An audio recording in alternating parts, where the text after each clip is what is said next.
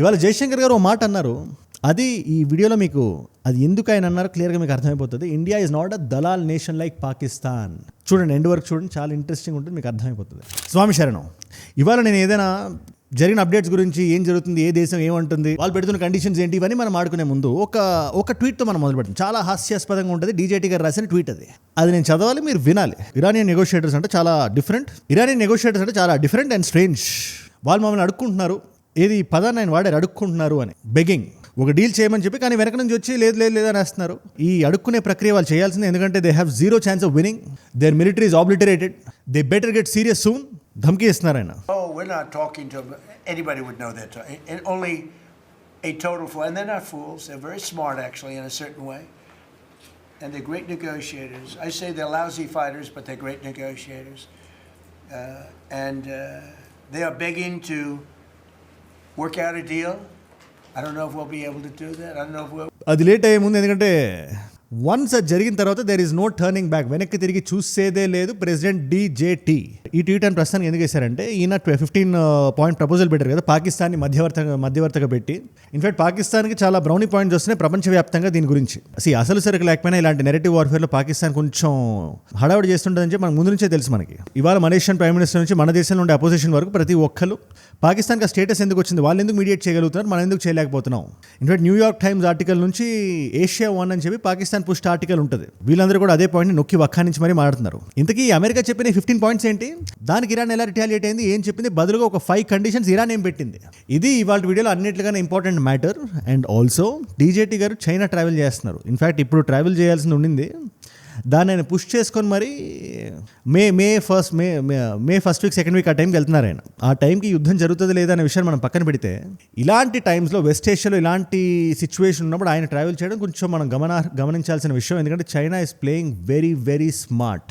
And అన్నిటికన్నా ముఖ్యంగా ఇవాళ మన ప్రధానమంత్రి మోదీ గారు దేశంలో ఉండే చీఫ్ మినిస్టర్స్ అందరితో ఒక మీటింగ్ లాంటిది పెట్టారు, ఈ క్రైసిస్ సిచ్యువేషన్ ఎలా హ్యాండిల్ చేయాలి అని. అంటే ఇది మన భారతదేశానికి రాదు, మనకు అవసరం లేని యుద్ధం ఇది అనుకోవడానికి లేదు ఇది. We're getting in breaking inputs.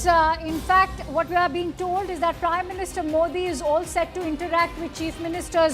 ఇవాళ మనం కూడా దీన్ని చాలా సీరియస్గా తీసుకోవాల్సి వస్తుంది. మన పార్లమెంట్లో డిస్కషన్స్ కూడా దీని మీదే ఉంటున్నాయి. ఎందుకంటే ప్రతి ఒక్కటి ఎఫెక్ట్ అవబోతుంది, ఇంక్లూడింగ్ ద ప్రైజెస్, ఇన్ఫ్లేషన్, ప్రతి ఒక్కటి. అందుకని దీని మూలాల నుంచి, దీని జెనిసిస్ నుంచి మీరు తెలుసుకోవాల్సిన అవసరం ఉంది. ఇవన్నీ ఇవాళ ఏం జరిగిందో మొత్తం, ఎక్కడెక్కడ ఏమేమి జరిగి మొత్తం రౌండప్ చేసి చెప్పేస్తాం. నేను దీంట్లో ఇజ్రాయెల్తో భారతదేశం ఆడాలని చెప్పి ఒక డిస్కషన్ మనకు చాలా స్ట్రాంగ్గా వినబడుతుంది. అలా చేస్తే మనకు ఎంతవరకు లెవరేజ్ ఉంటుంది. నిజంగానే భారతదేశం ఇవాళ న్యూట్రల్గా ఉంది కాబట్టి మీడియేట్ చేయాలని చెప్పి మీరు అనుకుంటున్నారు. ఈ వీడియో ఎండ్ అయిపోయిన మీకు ఒక నిర్దిష్టమైన ఒక స్ట్రాంగ్ ఒపీనియన్ ఫామ్ అవుతుందని చెప్పి నేను భావిస్తున్నాను. అండ్ ఇలాంటి ఇంపార్టెంట్ వీడియోస్ నా సైడ్ మీకు రోజు కొట్టి వస్తుంది, ఎవ్రీ సింగిల్ డే. ఇలాంటి ఇంటర్నేషనల్ జియో పాలిటిక్స్, ఈ వార్ అప్డేట్స్తో పాటు లోకల్ ఇష్యూస్ అని కూడా, ఎక్కడ ఏది ఎలా జరిగినా కూడా దాన్ని అందరికీ అర్థమయ్యే భాషలో టచ్ చేసి 10-15 నిమిషాలు వీడియోలో చేసి దాన్ని మీ ముందు పెట్టేస్తా. మీరు చేయాల్సింది ఒక్కటే, కింద కనబడే సబ్స్క్రైబ్ బటన్ నొక్కి పెట్టేసుకోండి స్వామి. నేను వీడియో పెట్టగానే మీ దాకా వచ్చేస్తుంది. నేను ఎక్కడ ఎలాంటి పరిస్థితుల్లో ఉన్నా నా సైడ్ నుంచి ఒక వీడియో ఖచ్చితంగా రోజు వస్తుంది. అది 18 నెలల్లో ఏ ఒక్క రోజు మిస్ అవ్వలేదు. సబ్స్క్రైబ్ చేశారుగా, డన్. అన్నిటికన్నా ఇంపార్టెంట్ విషయంతో మనం మొదలు పెడదాం. ఈ పాకిస్తాన్ అనే పేరు అప్రస్తుతంగా అన్ని ప్రపంచవ్యాప్తంగా ఉండే న్యూస్ పేపర్, ముఖ్యంగా అమెరికన్ న్యూస్ పేపర్స్ ఎందుకు హెడ్లైనర్గా మారింది. And what is this mediation? అమెరికాకి ఇరాన్కి గొడవ జరిగితే అమెరికా ఒక 15 పాయింట్లు కండిషన్లు పంపిస్తే అది పాకిస్తాన్ తీసుకెళ్ళి ఇవ్వడం ఏంటి అనే డౌట్ మీకు వస్తే, ఈ న్యూస్ పేపర్ హెడ్లైన్ మీరు ఒకసారి చూడండి. ఇది న్యూయార్క్ టైమ్స్లోది. Pakistan army chief Asim Munir uses relationship with Trump to foster talks with Iran. Iran ఎటు అమెరికా మాట వినట్లేదు కాబట్టి డీజేటీ గారితో ఏదైతే రిలేషన్షిప్ అసీం మునీర్తో ఉందో ఆ వ్యక్తి వెళ్ళి దాన్ని వాడుతున్నారని చెప్పి ఇక్కడ రాస్తున్నారు. అది ఒక్కటే కాదు, జేడీ వ్యాన్స్ గారు గుర్తున్నారు కదా, వైస్ ప్రెసిడెంట్ అమెరికాకి, ఆయన కూడా పాకిస్తాన్ ట్రావెల్ చేస్తున్నారు ఈ మధ్యన, వెరీ రీసెంట్లీ. ఇరాన్ టాక్స్కి సంబంధించి పాకిస్తాన్లో కొంచెం వాళ్ళు పెద్ద బార్డర్ షేర్ చేస్తున్నారు. అండ్ ఆల్సో ఇద్దరికి కొంచెం ఇరాన్ దాకా వెళ్ళి మాట్లాడే లెవరేజ్ పాకిస్తాన్కి ఉందని చెప్పి అమెరికా సీరియస్గా బిలీవ్ చేస్తుంది. అది ఒకటి కాదు, Syed Asim Munir's role demonstrate Islamabad acute exposure to regional instability. ఇది ఈయనకి ఇంత ఎలివేషన్ ఇచ్చారు కదా, ఎవరు రాశారు అమెరికన్ న్యూస్ పేపర్లో, ఈయనకి ఇంత ఎలివేషన్ ఎందుకు ఇస్తున్నారు, ఈయనకి అంత స్థాయి ఎందుకు ఉంది అని కిందకెళ్ళి మనం చదివితే కింద అది రాసింది కూడా ఒక పాకిస్తానీ అనే విషయాన్ని మనం కొంచెం గ్రహించాలి. ప్లస్ దాన్ని ఆర్టికల్ మనం కొంచెం స్క్రోల్ డౌన్ చేసి చూస్తే పాకిస్తాన్కి ఇప్పటిదాకా వైట్ హౌస్కి ఇంత క్లోజ్ యాక్సెస్ ఇప్పటి వరకు లేదు అని చెప్పి వాళ్ళు నొక్కి ఒక్క నుంచి ఎందుకు రాస్తున్నారు. ఇది మల్టిపుల్ టైమ్స్ షేబాజ్ షరీఫ్ కానీ అసీం మునీర్ కానీ ఓవెల్ ఆఫీస్కి వెళ్ళారు, కూర్చున్నారు, ట్రంప్ గారితో మాడారు, అవే రంగురాలు తీసుకొని చూపించారు. అదే క్రిటికల్ మినరల్స్ అని సూట్ కేసు ఓపెన్ చేసి చూపించే ఫొటోస్ అని మన కళ్ళ ముందు ఉన్నాయి. అండ్ ఇక్కడ మనం తెలుసుకోవాల్సిన విషయం ఏంటంటే పాకిస్తాన్ మీద సడన్గా ఒక అమితమైన ప్రేమ అమెరికాకు వచ్చింది కాదు. ఇది పాకిస్తాన్ని అనాదిగా అమెరికా వాడుతూనే ఉంది, కొన్ని దశాబ్దాలుగా వాడుతూనే ఉంది, as a toilet paper, as a dirty work. ఈ పదాలన్నీ మనం వాడుతున్నాం కాదు, they being used by self goal Khawaja only. और वो किस तरह एक टिश्यू पेपर की तरह, टिश्यू पेपर तो फिर भी टॉयलेट पेपर की तरह हमें छोड़ गई यहाँ पे. వాళ్ళ డిఫెన్స్ మినిస్టర్ వాడిన పదాలు ఇవి. ప్లస్ అండ్ ఇది కాకుండా కరెంట్ రెజీమ్ ఏదైతే పాకిస్తాన్లో ఉందో, పాకిస్తాన్ కాదు పాకిస్తాన్లో ఉన్న కరెంట్ రెజీమ్, అది అమెరికాకి చాలా, అమెరికాలో ఉండే గవర్నమెంట్కి చాలా దగ్గరగా ఉంది. And that is something America does not want to lose. And దాన్ని హైలైట్ చేయడానికి ఈ ఆర్టికల్స్, ఈ పిఆర్, ఈ క్యాంపెయిన్ ఇదంతా. అల్టిమేట్గా యుద్ధం గెలవాలంటే, యుద్ధంలో ఎవరైనా పీస్ టాక్స్ అయినా చేయాలన్నా ఆ రెండు దేశాల మధ్యలోనూ జరుగుతుంది. ఎవరో దేశం వచ్చి మధ్యవర్తిత్వం వహిస్తే జరగదు. అది ఆపరేషన్ సింధూర్ టైంలో కూడా డీజేటీ గారు వచ్చి నేనే చేశాను అన్నప్పుడు కూడా మనం ఎందుకు దాన్ని తిరస్కరించాలి సున్నితంగా అంటే, కాశ్మీర్ అనేది మన ఇష్యూ, అది మన భాగాన్ని వాళ్ళు లాగేసుకొని గిల్గిట్ బాల్టిస్తాన్ చేశారు వాళ్ళు. అలాంటి కాశ్మీర్ దగ్గరకు వచ్చి కాశ్మీర్ గురించి ఇంకిత జ్ఞానం కూడా లేని ఒక వ్యక్తి, 1000 సంవత్సరాల ఇష్యూ ఇది అని చెప్పే ఒక వ్యక్తి ఆయన వచ్చి మధ్యవర్తిత్వం వహిస్తారంటే మనం ఎందుకు ఒప్పుకుంటాం? మనం ఒప్పుకోం. అదే మనం చేసాం. అండ్ ఇవాటికి చెప్తున్నా, అది ఏ సంవత్సరంలో ఏ దశాబ్దంలో జరుగుతుందో నాకు తెలియదు, కానీ ఖచ్చితంగా మన నేల మనకు రావాలి, అది ధర్మం. అది ఎనీవేస్ ప్యారల్గా దీని గురించి మన భారతదేశంలో ఎందుకు చర్చ జరుగుతుందంటే, ఈ హెడ్లైన్ ఒకసారి మీరు చూడండి, India appears to be side lined. ఇది కూడా న్యూయార్క్ టైమ్స్లో ఆర్టికల్. ఇది as Pakistan tries to play peace maker, అంటే పాకిస్తాన్ పీస్ మేకర్ జాబ్ చేస్తుంటే ఇండియా సైడ్ లైన్ అయిపోయి ఉందని చెప్పి వాళ్ళు రాస్తున్నారు. దీని గురించే మన వాళ్ళు అడుగుతూ, భారతదేశానికి ఎందుకు ఇలాంటి పేరు, ఎందుకు మనం ఎందుకు మీడియేషన్ చేయట్లేదు అని చెప్పి క్వశ్చన్ రేస్ చేస్తే, దీనికి జయశంకర్ గారు రెస్పాండ్ అవుతూ, India is not a Dalal nation like Pakistan అని చెప్పి అన్నారంట.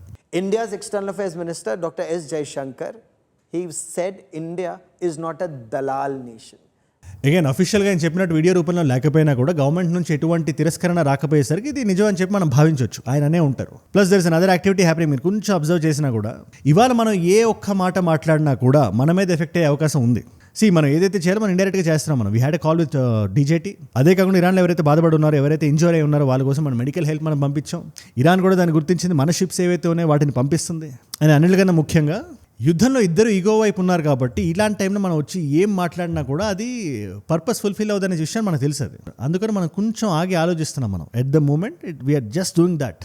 అందుకని మనం జియో పాలిటిక్స్ని క్లోజ్గా క్షుణ్ణంగా అబ్జర్వ్ చేసే వాళ్ళని ఎవరిని అడిగినా, ఇన్ఫాక్ట్ మీరు వీడియోలు చూస్తున్నారు కదా, మీకు ఒక బేసిక్ ఐడియా ఉండే ఉంటుంది జియో పాలిటిక్స్ మీద. ఇప్పుడు నేను ఒక పాయింట్ చెప్తా, అది మీరు ఎంతవరకు ఏకీపిస్తున్నారు మీరు నాకు చెప్పండి.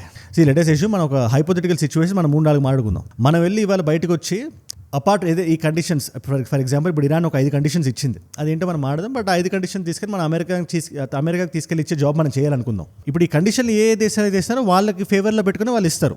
ఫర్ ఎగ్జాంపుల్ అమెరికా 15 కండిషన్లు ఇచ్చింది కదా, ఇరాన్ న్యూక్లియర్ ప్రోగ్రామ్ క్యాన్సిల్ చేసేయాలి, ఆబ్లిటరేట్ చేసేయాలి, ఇష్ఫహాన్, నతాన్స్, ఫార్దో ఈ 3 లొకేషన్స్లో ఉండే న్యూక్లియర్ ప్లాంట్లు కూల్ చేయాలి, ఆల్రెడీ ఎగ్జిస్ట్ అయ్యే 450 grams ఆఫ్ ఎంరిచ్డ్ యురేనియం ఏదైతే ఉందో అది IAEAకి ఇచ్చేయాలి. ఇంటర్నేషనల్ అటామిక్ ఎనర్జీ వింగ్ ఒకటి ఉంది, అసోసియేషన్ అని చెప్పి, వాళ్ళకి ఇవ్వాలి, వాళ్ళకి హ్యాండ్ ఓవర్ చేసేయాలి.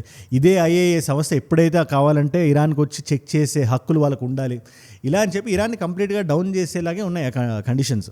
అలాగే ఇరాన్ ఇచ్చినా కూడా అలాగే ఉంటాయి, అలాగే ఉన్నాయి కూడా. ఇప్పుడు ఇలాంటి కండిషన్స్ మనం తీసుకెళ్ళి రాయభారం చేస్తే, ఇరాన్ పాయింట్ ఆఫ్ వ్యూ మనం తీసుకెళ్ళి అమెరికాకి ఇస్తే మనం ప్రో ఇరాన్లా కనబడతాం మన అమెరికాకి. ఇప్పుడు పాకిస్తాన్ తీసుకెళ్ళి 15 కండిషన్స్ ఇరాన్కి ఇచ్చినా కూడా ఇరాన్కి వచ్చే పాకిస్తాన్ అలాగే చూస్తుంది. అందుకని మనం ఇరాన్ కానీ అటు అమెరికాని కానీ మనం కాసేపు పక్కన పెట్టి ఇజ్రాయెల్ దగ్గరికి వెళ్ళి మనం మాట్లాడితే ఎలా ఉంటుంది అనే ఒక థాట్ ఒకటి ఉంది. The thought is in the air. ఎందుకంటే మనకి ఇజ్రాయెల్తో మంచి సత్సంబంధాలు ఉన్నాయి, ముఖ్యంగా ఇజ్రాయెల్ లీడర్షిప్. ఇన్ఫాక్ట్ ఈ యుద్ధం జరిగిన కొన్ని రోజుల క్రితమే, I think February 27th, 8th ఈ యుద్ధం స్టార్ట్ అయింది. దానికన్నా ఒక మోదీ గారు ఇజ్రాయెల్ వెళ్ళారు, అక్కడ పార్లమెంట్లో కూర్చొని మాట్లాడారు. ఇవన్నీ కూడా వైరల్ అయినాయి కదా ఆ టైంలో. అందుకని ఇట్ బికమ్స్ ఎక్స్ట్రీమ్లీ ఇంపార్టెంట్ మనం ఏం చేస్తున్నాం, ఎలా చేస్తున్నాం అని. ఈ పర్టికులర్ థాట్ ఎలా ఉందో ఒకసారి మీరు నా కింద కామెంట్స్లో ఖచ్చితంగా మీరు రాయండి. అండ్ అపోజిషన్ ఏదైతే పాయింట్ 11 అవుతుందో అది వ్యాలిడ్ అని మీరు అనుకుంటున్నారా? దట్ మీడియేషన్ అనేది పాకిస్తాన్కి బ్రౌనీ పాయింట్స్ వస్తున్నాయి కదా ఇలాంటి టైంలో వరల్డ్ కమ్యూనిటీలో, భారతదేశం సైడ్ లైన్ అయిపోయి ఉంది. దీని మీద స్ట్రాంగ్గా రేస్ చేస్తున్నారు వాళ్ళు కన్సర్న్స్. దాని మీద మీరేమంటారు? అండ్ ఆల్సో ఈ దలాల్ నేషన్ కామెంట్ ఏదైతే ఉందో, జయశంకర్ గారు ఏదైతే అపోజిషన్కి చెప్పారో దాని మీద మీ కామెంట్ ఏంటో కూడా కింద కామెంట్లో రాయండి. ఎనీవేస్ ఇరాన్ ఇచ్చిన 5 కండిషన్లు చెప్పే ముందు, అమెరికా ఇచ్చిన కండిషన్స్ ఇరాన్ ఎందుకు ఒప్పుకోలేదు? ఇరాన్ చింపి పాడేసింది దాన్ని. అసలు మాకు సంబంధం లేదు, ఇది ఏ ప్రపంచంలో ఏ డిల్యూషన్లో మీరు బ్రతుకుతున్నారు, ఇది మేము ఒప్పుకుంటున్నారు మీరు అడగడానికి మీనింగ్ వచ్చినట్టు వాళ్ళు ఒక సైడ్ మాట్లాడుతూ, ట్రంప్ గారిని ట్రోల్ చేస్తూ రెస్పాన్స్ ఇచ్చారు. దీనికి 4 కారణాలు ఉన్నాయి సింపుల్గా. Number 1 is sovereignty argument. మా ఆయుధాలు మా మిజైల్స్ గురించి ఎంత ఉండాలో చెప్పడానికి మీరెవరు, మేము డిఫెన్స్ ఆడాలి అఫెన్స్ ఆడాలి అని చెప్పి, ఇది మా నేషనల్ సోవరెంటీకి సంబంధించిన ఇష్యూవే కదా. ప్రపంచవ్యాప్తంగా 5 సోవరెంట్ నేషన్స్ ఉన్నాయి, China, Russia, India, USA and Israel.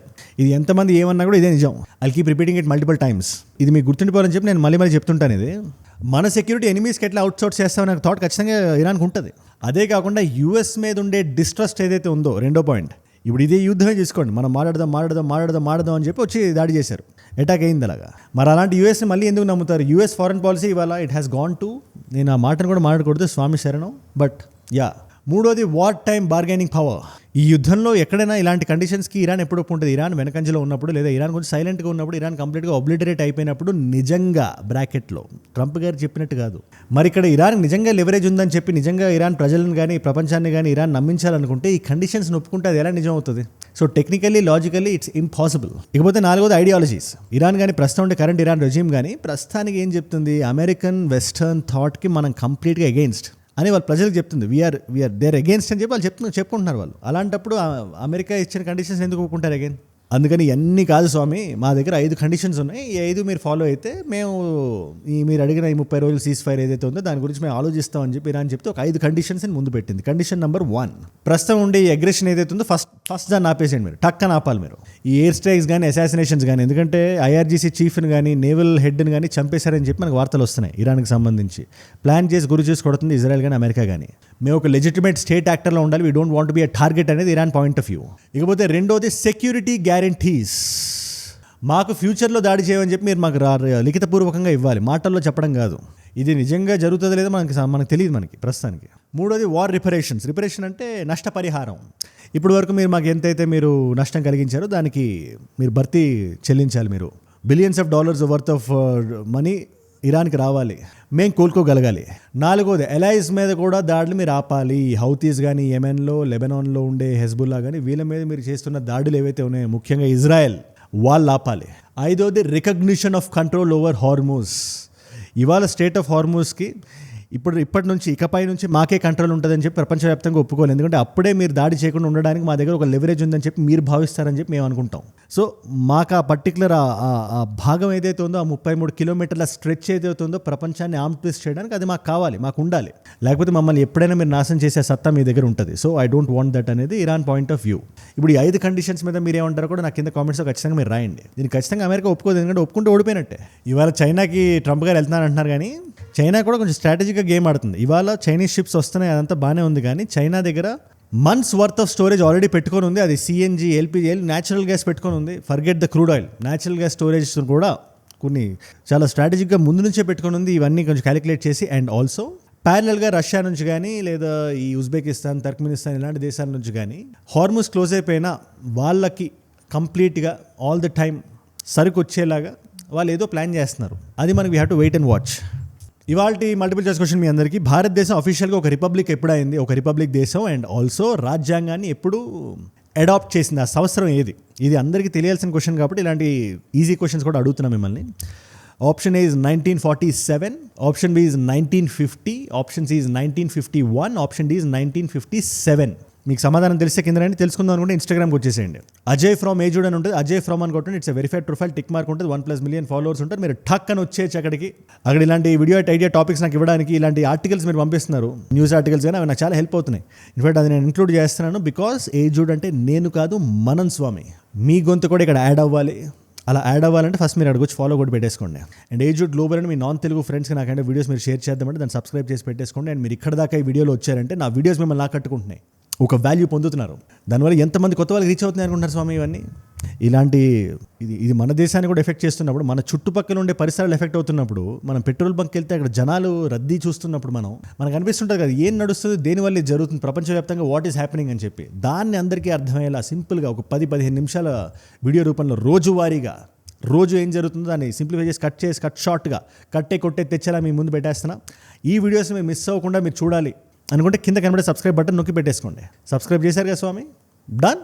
Done. మీకోసం నేను కాంప్లిమెంటరీ వీడియోస్ పెడతాను. ట్రంప్ గారు ఒక రాంగ్ మూవ్ ఒకటి తీసుకున్నారా, ముఖ్యంగా ఆన్ గ్రౌండ్ ట్రూప్స్ని పంపించడానికి అనే డౌట్ అందరికీ ఉంది కదా, దాని మీద ఒక క్రిస్టల్ క్లియర్ వీడియో చేశాను. ఆ వీడియో ఇక్కడ ఉంది. లేదు అసలు యుద్ధమే ఎలా మొదలైంది అనుకుంటే ఆ వీడియో ఇక్కడ ఉంది. మీకు ఏ వీడియో ఇంట్రెస్ట్ ఉంటే ఆ వీడియోని చూడండి. నేను మళ్ళీ మిమ్మల్ని రేపు ఇంకో వీడియోతో కలుస్తా. మనందరం కలిసి పెరగాలి, కలిసి ఎదగాలి. Let us all grow together, let us all rise together, rise above ignorance, rise above arrogance, rise above hate. ఏజుడ్ అంటే మనం. జై హింద్, జై భారత్, జై ఆంజనేయ, ఓం నమః శివాయ, స్వామియే శరణమయ్యప్ప.